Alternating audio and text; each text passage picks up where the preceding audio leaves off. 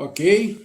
Então vamos para a nossa aula 58, vamos fazer a nossa prece, agradecendo a Deus, nosso Pai, a oportunidade de estarmos reunidos através da tecnologia, através do coração, né? Através das vibrações, das sintonias, pedindo ajuda espiritual, as boas intuições para o trabalho dessa noite, que é um trabalho de estudo, de trazer o conhecimento, as informações para dentro da nossa mente e com esse estudo e com esse trabalho fortalecer o nosso desejo de sermos criaturas melhores.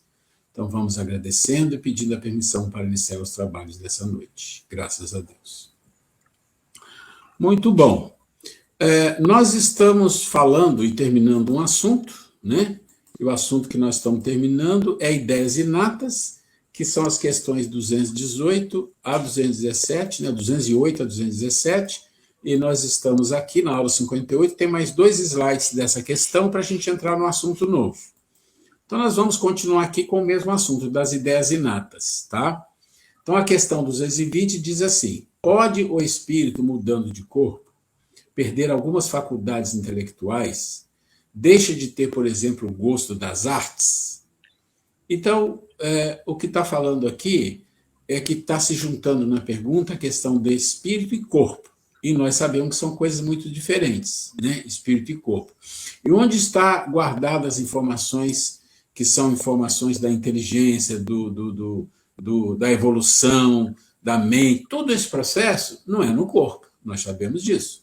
O corpo usa tudo isso quando encarnado, e o perispírito usa isso quando desencarnado, mas está no espírito. Mas existe uma questão que ele coloca aqui, coloquei em vermelho, que é interessante entender. Então, pode se perder? Ele diz sim, se conspurcou a sua inteligência ou a utilizou mal. Então, aqui é uma frase que já diz tudo. Ele pode perder determinadas capacidades, faculdades, se ele usou de forma errada, de forma equivocada. Então, ele não pode, aquilo ser tirado dele, de uma certa forma, é até um bem. Além disso, uma faculdade pode permanecer adormecida durante uma existência, por querer o espírito exercitar outra, que nenhuma relação tem com aquela.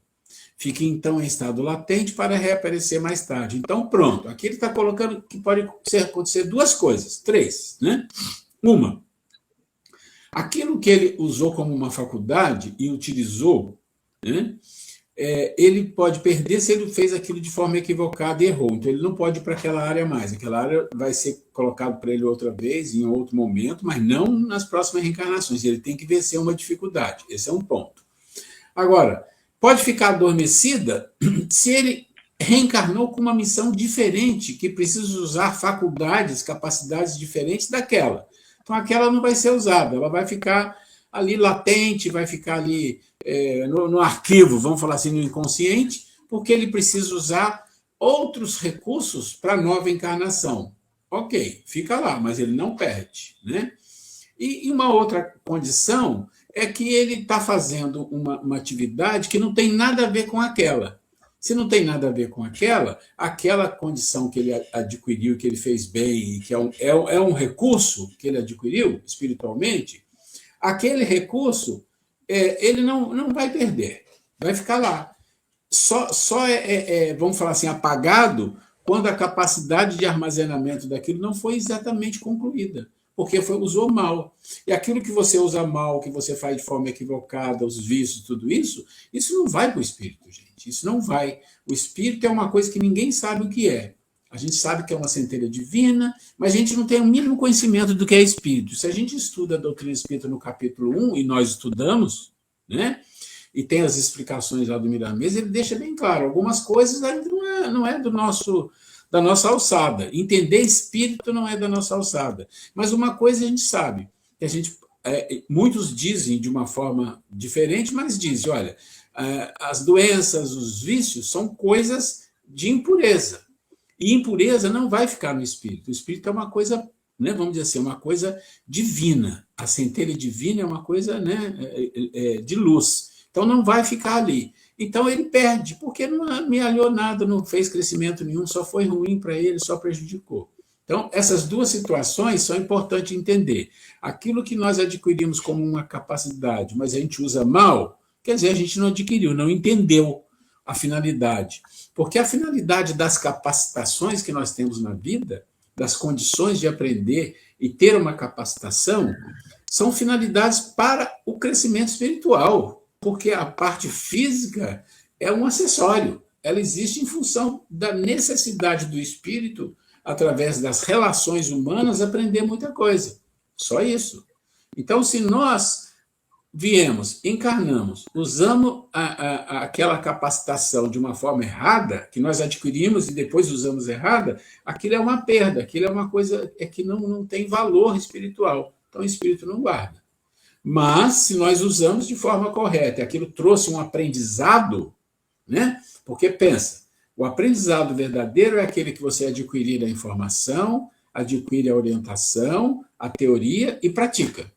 Mas se você faz a coisa de forma equivocada, você não praticou aquilo da forma como deveria ser. Então precisa compreender isso aqui.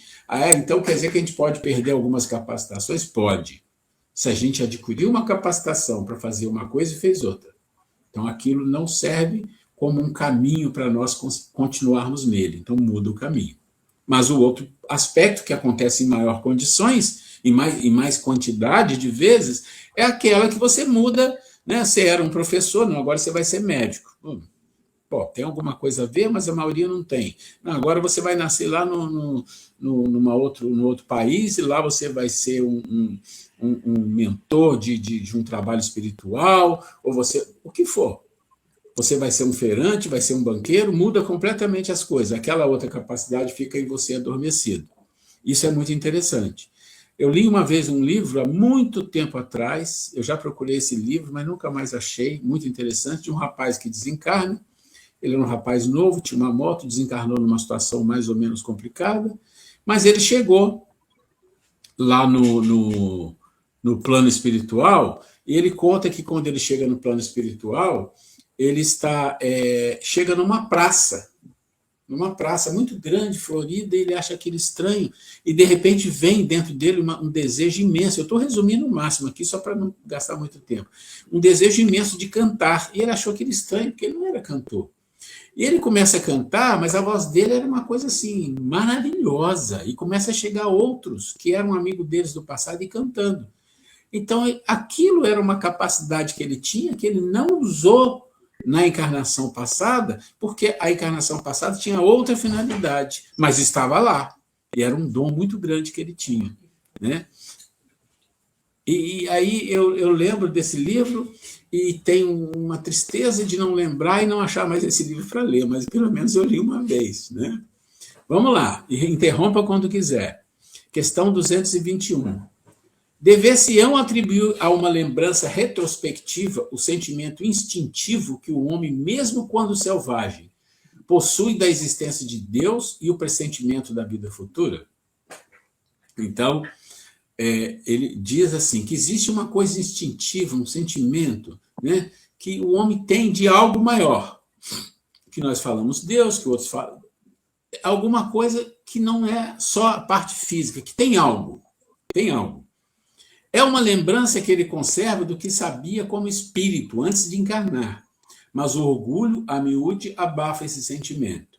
Aqui vale uma coisa interessante, quando a gente olha um pouco os seres humanos, ou até os pré-humanos, quase humanos, né, do passado, muito longe atrás, eles já tinham alguns costumes de enterrar os mortos. Eles tinham os costumes de ter uma certa fraternidade ali entre eles, e que era um sentimento assim que tem algo.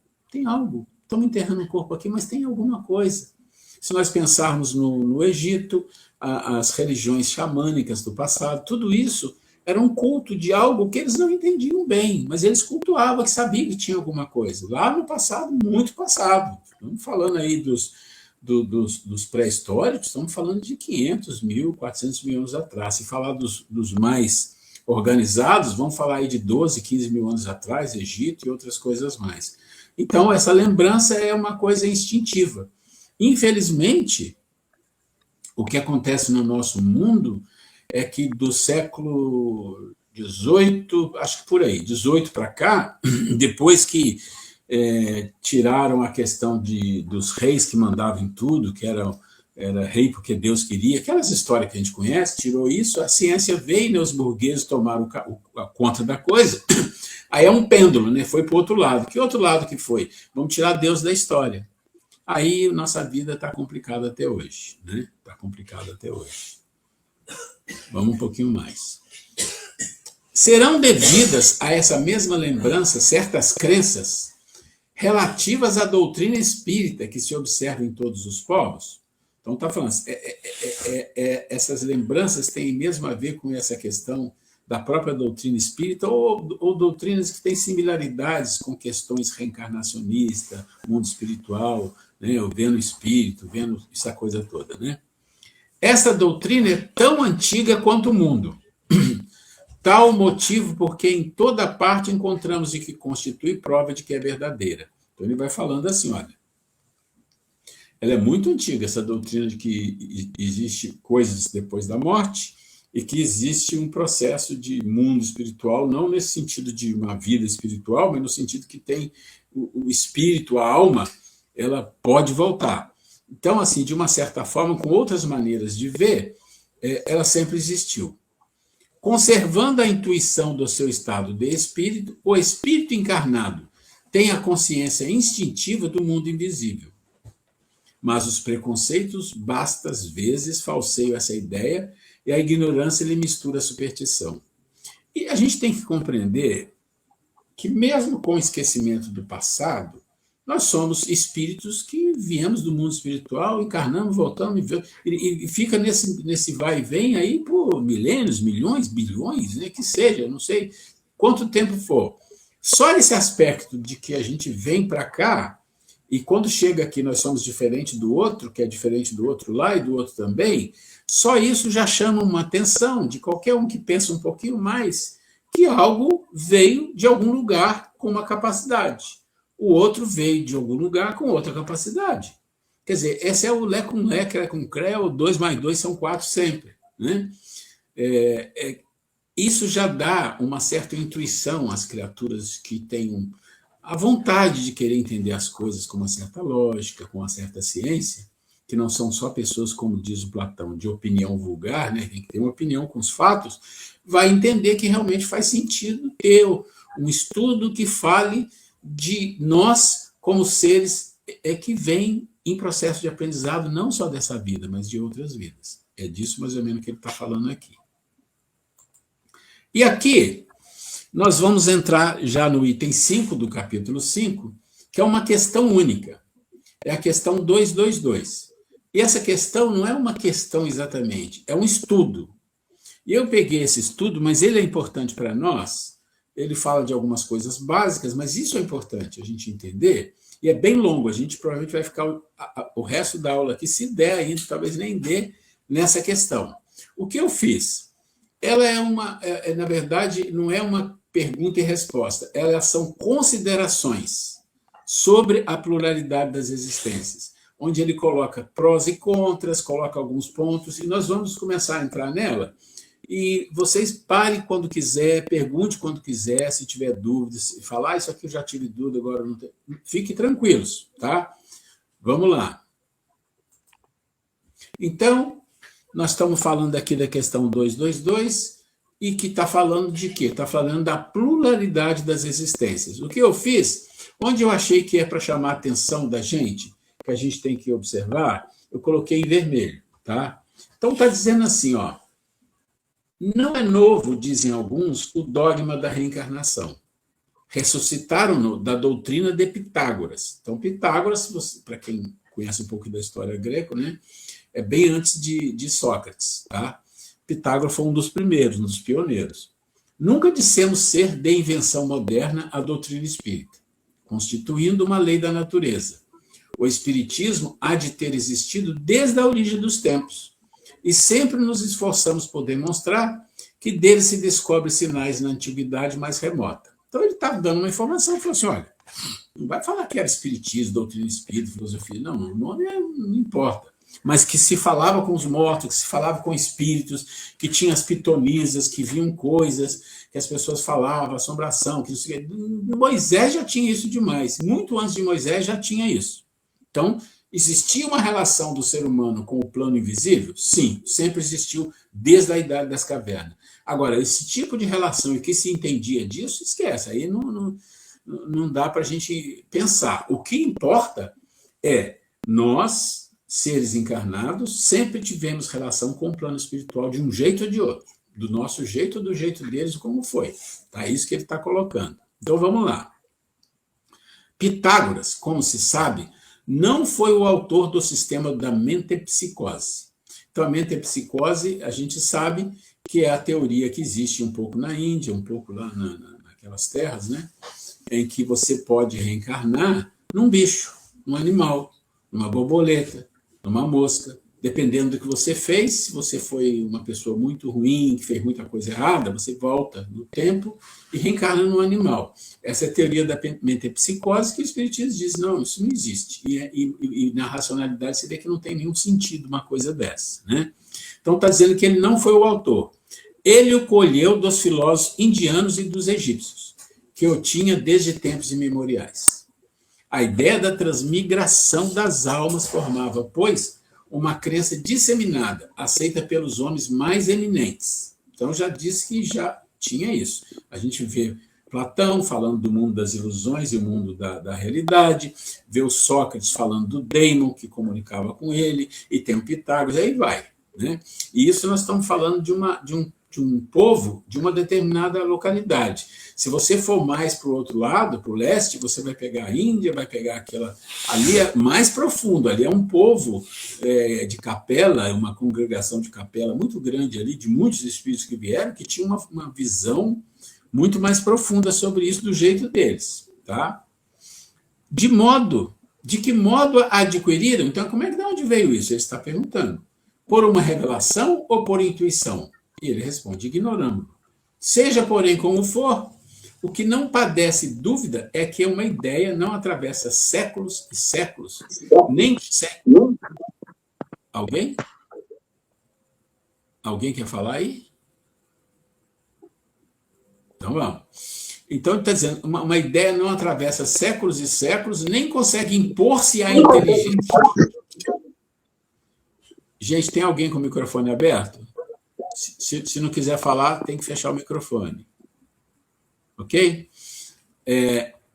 O que padece dúvida é que uma ideia não atravessa séculos e séculos, nem consegue impor-se a inteligências de escola, se não contiver algo de sério.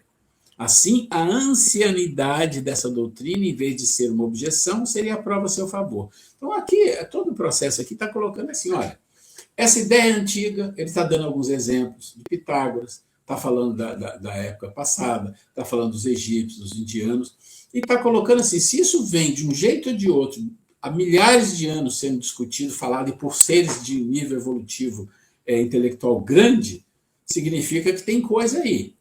Né? E o fato de ser muito tempo falado e discutido, estudado, significa também que ela tem isso como uma prova a favor dela e não contra. Né? Porque senão, qualquer inteligente que começasse a estudar algo que era totalmente irracional ou ilógico, ou que não tivesse nenhuma prova nem nada, jogaria por terra. Né? Jogaria por terra.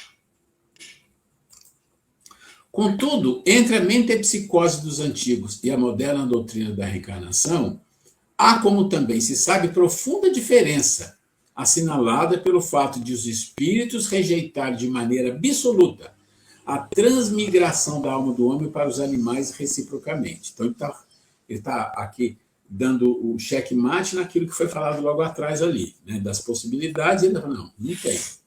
Portanto, ensinando o dogma da pluralidade das existências corporais, os espíritos renovam uma doutrina que teve origem nas primeiras idades do mundo e que se conservou no íntimo de muitas pessoas. Então, pronto, ele está falando, olha, esse dogma da pluralidade das existências, então, ele faz o quê?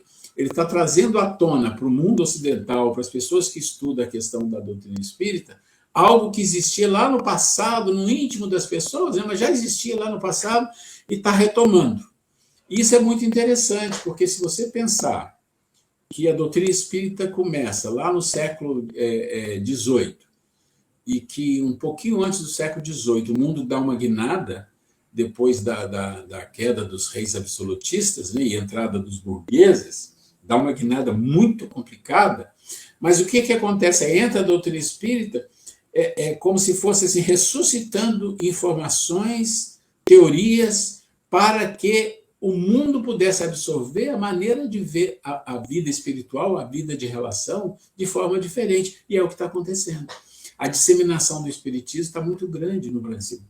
Muito grande, né? Comparado ao tempo que ela tem de criação. Enquanto nós estamos falando de religiões aí que têm criação aí de 1.500 anos, a doutrina espírita tem 150 anos, quer dizer, 1/10, né? Bom, vamos lá. E o mais interessante é que a doutrina espírita é forte, muito mais forte do que qualquer outro lugar no Brasil, que é um país que sempre foi católico, depois católico protestante, e o espiritismo entrou e está muito forte também.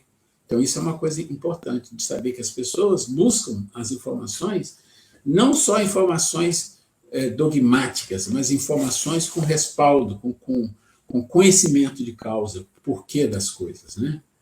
Então, vamos lá. Até aos nossos dias, simplesmente eles a apresentam de um ponto de vista mais racional, mais acorde com as leis progressivas da natureza e mais em harmonia com a sabedoria do Criador, despindo-a de todos os acessórios de superstição. Aqui é importante entender que a doutrina espírita que a gente estuda, ela fala de coisas que as outras também falavam, mas às vezes falavam como superstição, como uma coisa fantasmagórica, como uma coisa assim, que não tinha conhecimento algum da profundidade. Então, tinha muitas invenções. Se você pensar nos indígenas, né, naqueles aqueles aglomerados de seres que viviam em situações de afastamento da sociedade, que tinham seus conhecimentos também voltados para a questão da mata, da natureza, mas que se envolvia com a questão espiritual do jeito deles, tá? Circunstância digna de nota é que não só nesse livro dos Espíritos a ensinaram no decurso dos últimos tempos. Já antes da sua publicação, numerosas comunicações da mesma natureza se obtiveram em vários países, multiplicando-se consideravelmente. Então, o livro dos Espíritos, a doutrina espírita aparece, mas antes dela estar sistematizada e organizada, como ela foi, antes disso já tinha muita coisa acontecendo. Não era organizado, era um caso aqui, um caso ali, acontece isso, acontece aquilo, as Zimmermann Fox lá nos Estados Unidos e muitas outras coisas. Então as coisas vinham fervilhando. E fervilhando por quê? Porque nós estamos vivendo desde o século XVIII, final do século XVIII, bem no final, vivendo a transição planetária, que começou ali, né? Quase junto com a doutrina espírita, e estamos vivendo ela. Então, era importante que o espiritismo se alastrasse o máximo possível, porque ele se alastrando, ele daria mais informações e mais capacidade das pessoas compreenderem, e compreendendo, viver uma transformação necessária para a transição planetária. Talvez fosse aqui o caso de examinarmos por que os espíritos não parecem todos de acordo sobre essa questão. Mais tarde, porém, voltaremos a esse assunto. Então, ele está dizendo assim, olha, vamos analisar agora as coisas, vamos sair do aspecto da introdução, né, de ter reencarnação, não ter, são os espíritos, não são espíritos. Vamos olhar a questão agora assim, tá bom, então tem reencarnação ou não tem? Se tem, ok, se não tem, é assim. Então, vamos olhar de outras maneiras. Então, examinemos de outro ponto de vista a matéria. Então, vamos lá.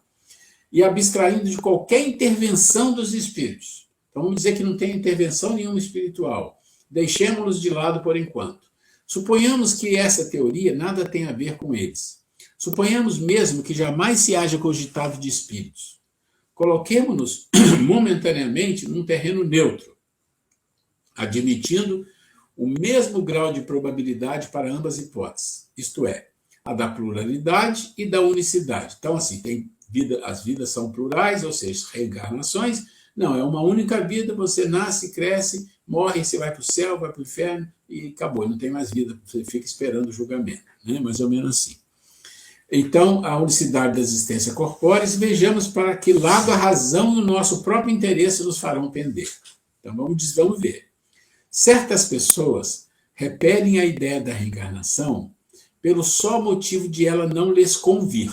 Então, esse é um grupo de pessoas que rejeita só por isso, pela maneira dela entender as coisas, que ela vai se sentir prejudicada, que para ela não é bom, coisas assim. Dizem que uma existência já lhes chega de sobra e que, portanto, não desejariam recomeçar outra semelhante.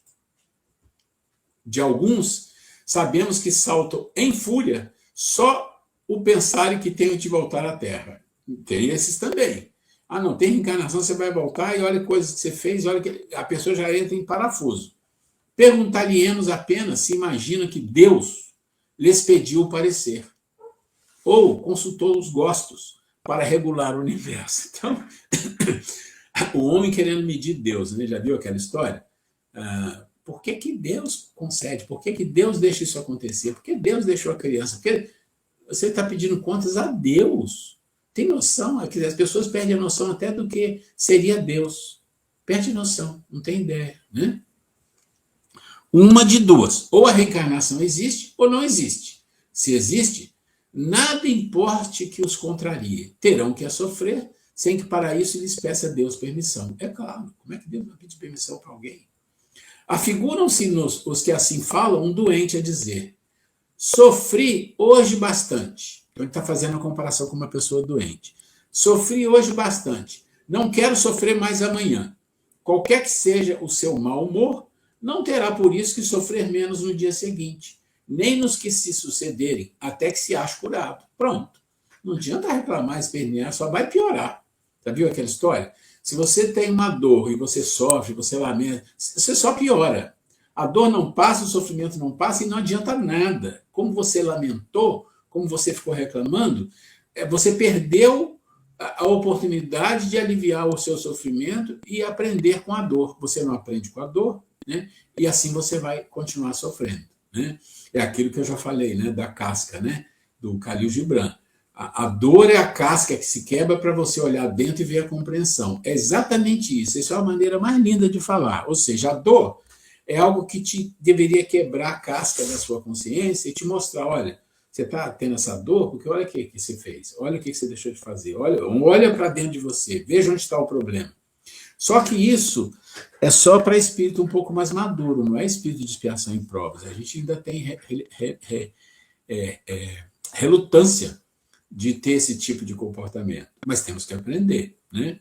Consequentemente, se os que de tal maneira se externam tiverem de viver de novo, corporalmente, tornarão a viver, reencarnarão, não adianta.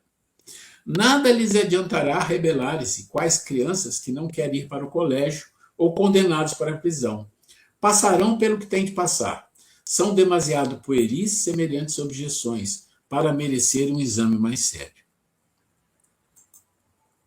Diremos, todavia, aos que formulam que se tranquilize que a doutrina espírita, no tocante à reencarnação, não é tão terrível como julgam. Então, está dizendo assim, olha, mas quem refuta ou não aceita a reencarnação, com certeza nem entende.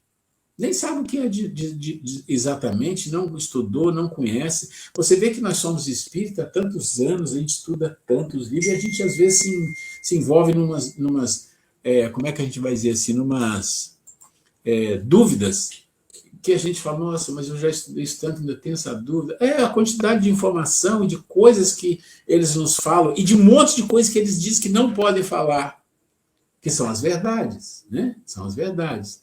Então, aqui é isso que ele vai tocando.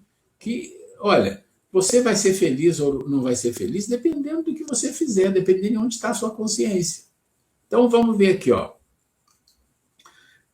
As condições da nova existência, que será feliz ou desgraçada, conforme ao que tiver feito nesse mundo, que desde agora poderão elevar-se tão alto que a recaída no lodaçal não lhe seja mais de temer. Olha que coisa interessante isso aqui. Isso aqui já é uma coisa interessante, é uma afirmação que às vezes chama a atenção das pessoas. Ele está dizendo assim, você pode numa vida, você fazer uma mudança tão drástica em você, e isso é possível, não é impossível, né? Não é, pode fazer, que você sobe de um nível consciencial tão grande para a gente, tá, gente? No nível tal que você não vai recair mais naquelas situações porque você venceu aquilo. Isso que ele está colocando. Agora ele diz assim: suponha que nós nos dirigimos às pessoas que acreditam no futuro depois da morte e não aos que criam para si a perspectiva do nada, ou pretende que suas almas se vão afogar num todo universal, onde perde a individualidade com os pingos da chuva do oceano, o que vem a dar quase no mesmo. Então, ou seja, se mistura. Então tem esse outro lado da história, são aqueles que pensam que quando você morre, é como se você fosse uma gota de chuva no oceano. Você vamos dizer assim, você se mistura, né? Ora, pois, se credes num futuro qualquer, certo, não admitisse que ele seja idêntico para todos, porquanto, de outro modo, qual a utilidade do bem? Então, aqui, a racionalidade é assim, não, peraí, são seres individuais, que cada um tem o seu mérito, a sua capacidade, que um dia todos serão espíritos puros, mas isso é outra história. Você desencarnou, você não vai virar uma coisa única, uma massa, né? Todo mundo se fundir, como tem muitas teorias assim. Você está dizendo, não, peraí, qual a utilidade de fazer? Aí fica na mesma situação, qual a utilidade de fazer o bem, então? Né? Apesar que fazer o bem é muito melhor que fazer o mal, mas né? Tudo bem. Por que haveria o homem de constranger-se? Por que deixaria de satisfazer todas as suas paixões, a todos os seus desejos, embora à custa de outrem, uma vez que por isso não ficaria sendo melhor nem pior? Credes, ao contrário, que esse futuro será mais ou menos ditoso ou inditoso, conforme ao que houverdes feito durante a vida, e então desejais que seja tão afortunado quanto possível, visto que há de durar pela eternidade. Não. Então, existe uma coisa que é íntima, por mais que a gente negue em qualquer situação que a gente esteja, até mesmo a pessoa que comete muito equívoco, uma hora ela se entrega. Quando é que ela se entrega? Né? Normalmente, quase sempre, quando ela fica muito doente, quando morre, quando percebe que as coisas estão ficando muito difíceis, quando está tudo bem, ninguém dá bola para nada. Né? E aí o que ele está falando é assim, olha, se você fizer alguma coisa boa na vida, isso vai te ajudar ao seu crescimento e a você ter uma vida melhor do outro lado. Se não fizer, vai ser a sua consciência, vai te levar para o lugar, como diz no livro que eu estava lendo, ontem, tem um livrinho que eu estava lendo, que ele fala assim, olha, você vai para o inferno ou para o céu? Bom, depende do que está dentro de você.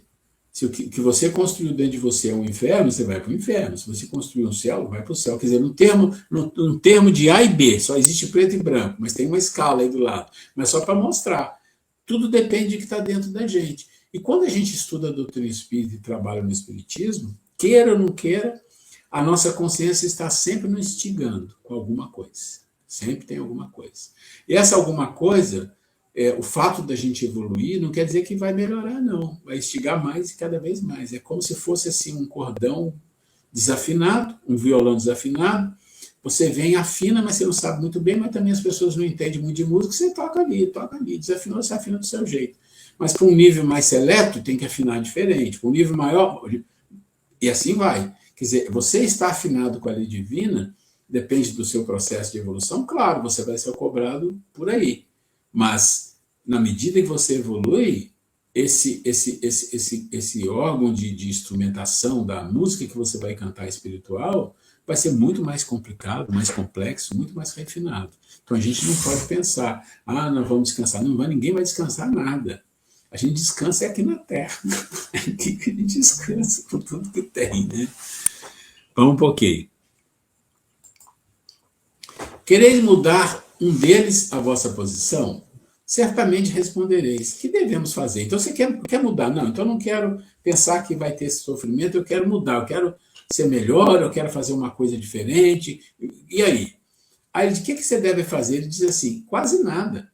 Recomeçar o trabalho mal executado e executá-lo melhor. Quase nada, né? Mas é exatamente isso. Você vai recomeçar, reencarna, como diz a Nicodemos, né? Nascer de novo. Você reencarna e faz o que você fez mal, faça bem.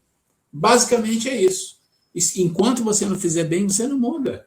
E na lei divina não tem jeitinho, sabe aquele jeitinho? Ah, dá um jeitinho isso aqui, quebra o galho. Não tem. Porque Deus sabe que nós seremos um dia espíritos puros, e espírito puro não comete desvios de hipótese alguma, nem o mínimo. Não tem como, ele não tem como fazer, não faz parte dele. Para isso acontecer com a gente, nós não podemos ter desculpinhas. Né? É claro que existe muita misericórdia para espírito do nosso nível, para a gente aguentar o tranco. Mas na medida que a gente vai evoluindo, essas coisas vão diminuindo também, vão sendo mais exigentes. E a gente vai gostar disso, pode ter certeza.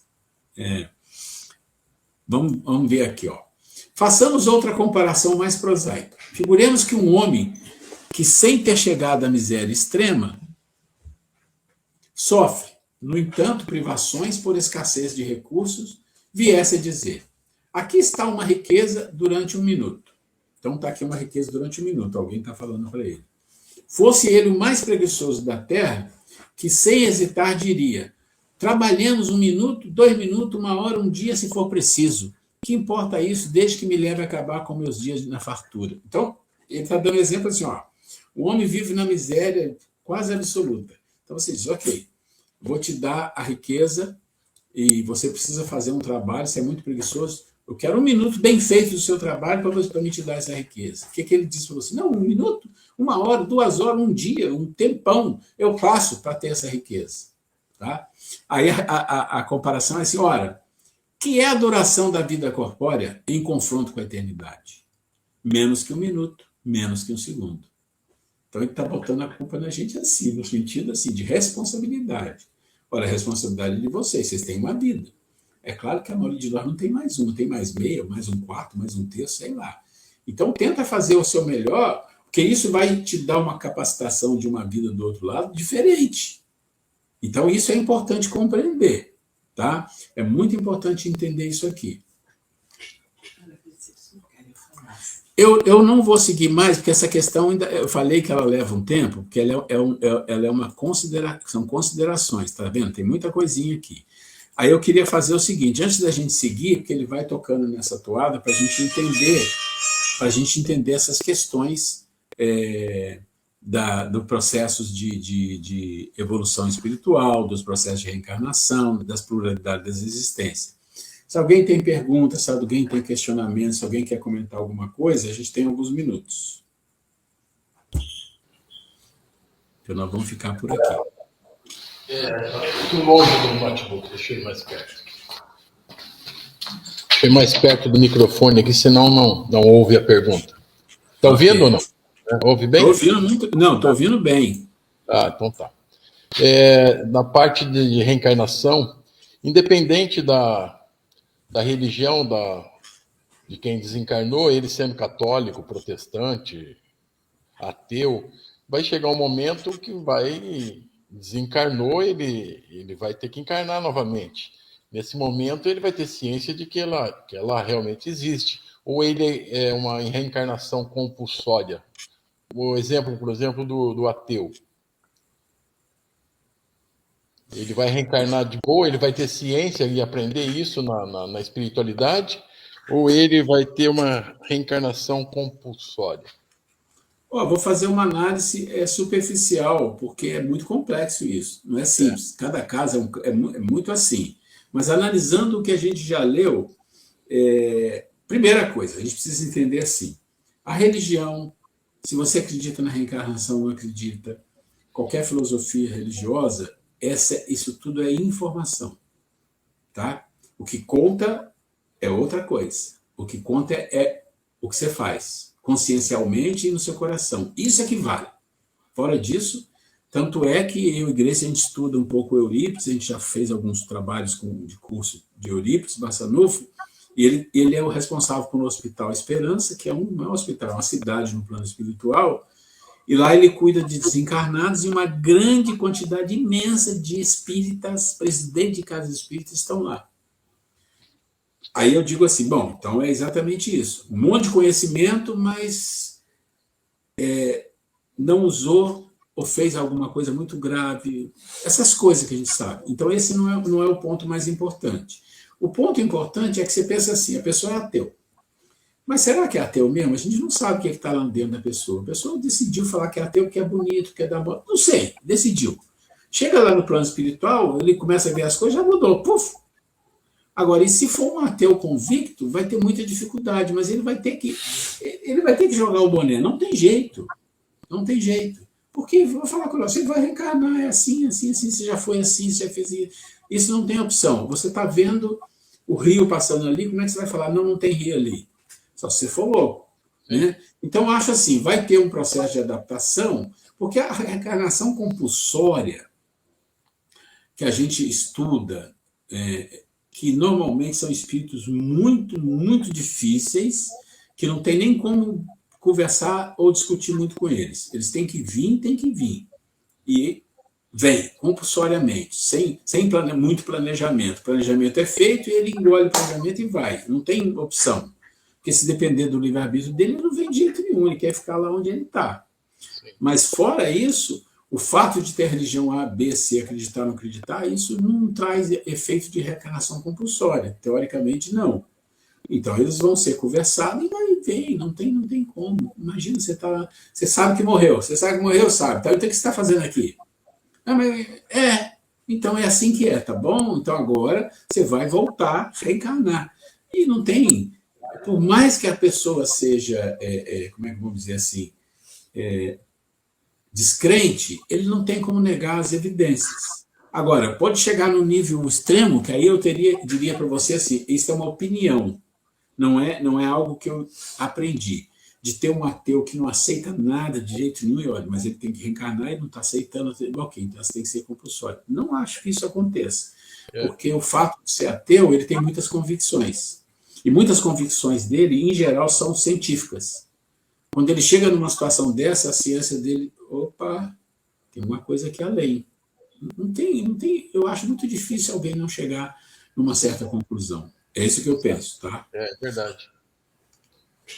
Algo mais? Alguma pergunta? Não. Tá tudo bem. Desencarnado? Vou falar? Não, sabe?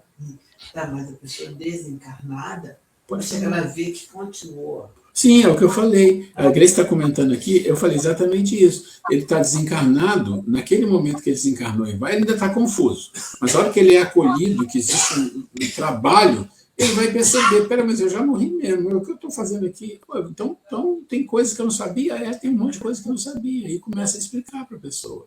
Que eu imagino que isso aconteça no plano espiritual, né? Porque uma reencarnação compulsória é muito difícil, e deveria ser a coisa mais extrema que aconteça num plano de reencarnação. Né? Só para situações assim que não. E via de regra, as reencarnações pessoas muito que vai ter uma encarnação muito sofrida. Isso, exatamente. A compulsória é muito débito, muito difícil. Alguém mais, gente? Tem alguma pergunta? Eu não vou fazer. Aqui está tudo bem. Ana quer falar alguma coisa? Alguém que está fora deixa eu ver quem está fora aqui. Se alguém que está fora quer falar, eu coloco aqui deixa eu ver aqui. Ó, tem a Yolanda, tem a Luzia. Luzia quer comentar alguma coisa? Eu te coloco no palco para você falar. Seu microfone está fechado.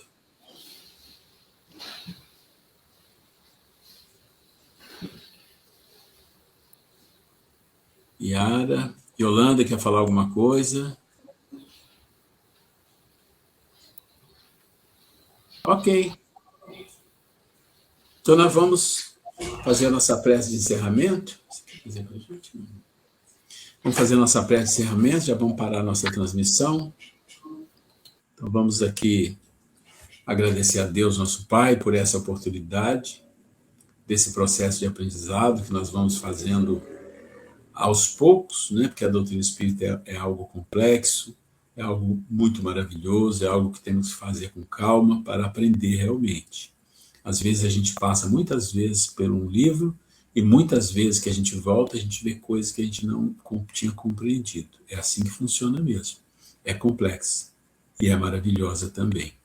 Agradecemos muito, Senhor, por a oportunidade e pedimos a vossa bênção para todos aqui presentes, encarnados e desencarnados, e muita luz para essa casa espírita que nos acolhe e nos dá a oportunidade do estudo. Graças a Deus. Pessoal, Tchau, gente. Até semana que vem. Se Deus quiser. Até. Um fiquem com beijo. Deus. Estamos Bom fechando frio aí aqui. pra você. Não, Bom frio aí não pra tá Fechou, muito, obrigada. não. Eu estou sentindo muito frio. Ah, mas é gripe, né? Aqui tá Gente, fica gelado. com Deus, estou fechando. Estou Tá bom, fechando Até. aqui. Tchau. Até mais.